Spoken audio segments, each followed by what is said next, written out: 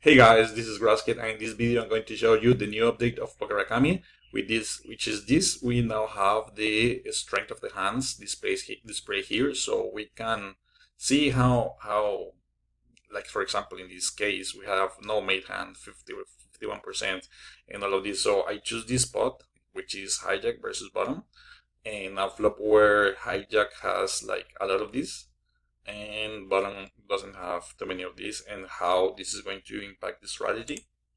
So when we check, and now we're going to see that big blind is only betting, hijack is only betting, well, mostly betting a big size, even though with fours, with five, with six, with most of his range. And the reason is that has like more of these sets, straights, two pairs, top pair, second pair.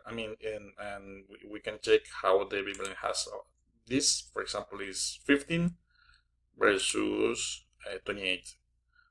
Straight, it is 2 versus 5.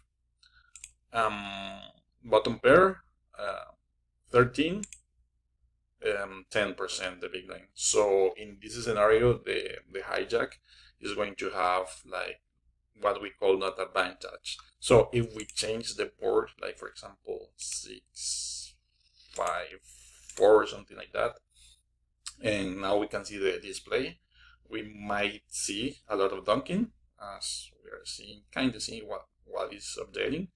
And now we can check out this. So for example, here, let's see, like straights, check 3%, just 1%. Bottom pair or two pairs, let's see, two pairs 3%, 1%. Over pair 30%, 1% the big blind. So the only thing that hijack has more here in this scenario is the over pairs, but in general, the big blind has more made hands, let's say.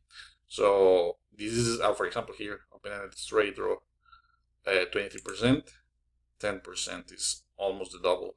Gut shots 13 versus 24%. So this is like the opposite situation, and this is why we are developing strategies in a certain way, and this is a good way to understand why in some scenarios we are like dunking. Like in this scenario, we're dunking mostly range, and in the other scenario, we are betting mostly big size with all of our hands. So yeah, hope you like it, and yeah, see you next time. Bye.